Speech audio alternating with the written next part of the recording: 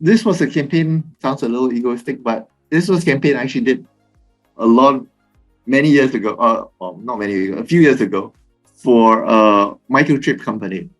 Okay. So this microchip company was number two to the big brand, and I won't say who it was because you never talk about competitors, right? So for a long time, they were struggling to get the message out that their microprocessors was good as the leader in the market. At that particular point, they were, in fact, better than the leader in certain areas. But because they've been seen as second choice in that sense, it was a challenge for them to get their message out. So they were starting to run ads in the press in the US about, we are now as good as the leader. And the press imagery they gave was of a boxing ring. We can match the leader in X, Y, and Z now. So when my client showed me those ads, I was like, oh, this is really interesting. And I asked, how about if we take this one step further?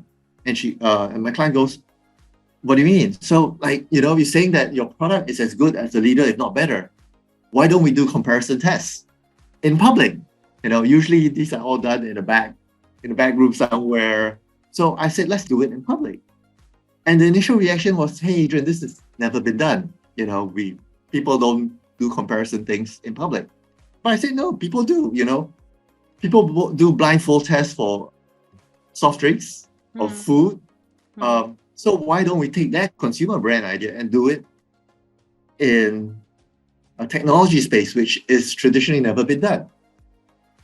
So after some discussions, in fact, a lot of discussions, we finally got to execute it. So we did it as an event. We invited media. We invited chief editor for technology publication to be the impartial judge. We brought in various business partners that use the microchip so that we can compare based on their systems, the two different processes, how would be the performance. To get the word out further, we leverage digital media. So we put the word out there that, hey, we're doing this comparison study. If you happen to be in the area and you're interested, please drop by and check it out.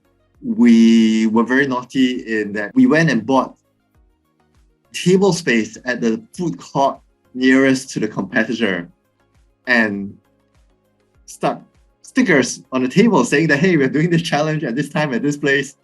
We challenge this other brand to come down. So word got out. The forums, people started talking about it, which was great.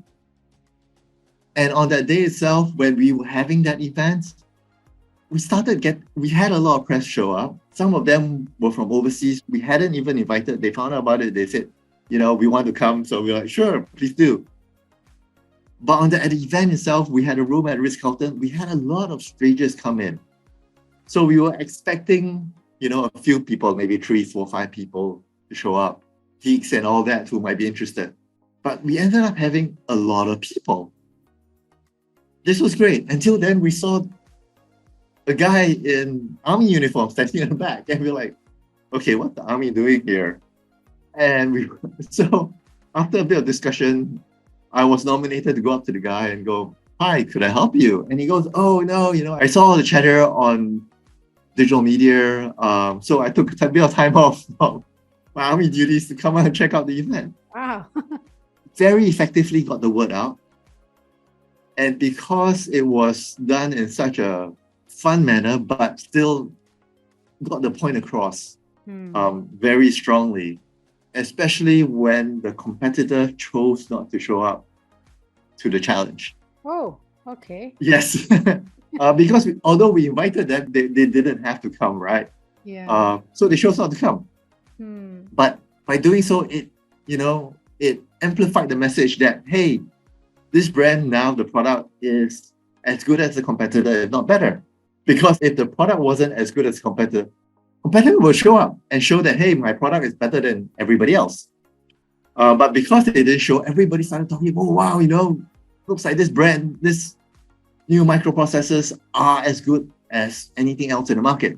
And the press picked up on it. The press talked to the people in the room, are you excited about this product, etc., etc. And after that, people were talking about it, digital media, etc. And to, I guess, bring that smile and that laughter into the activity, we published 10 reasons why the competitor didn't show up. And it was all done in tongue in cheek. So we made jokes about it and etc. But it got the point across. Yeah. And people remembered. So there are some people I still meet, some geeks I still meet, and some technology publishers I still meet, and they still talk about it. Oh, that event you did, that was very naughty of you, but we had a lot of fun.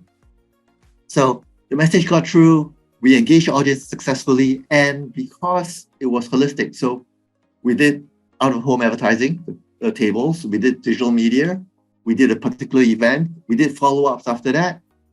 So I think this is where the new old normal has to go to. We have to make it fun for people again. We have to make it interesting for people again.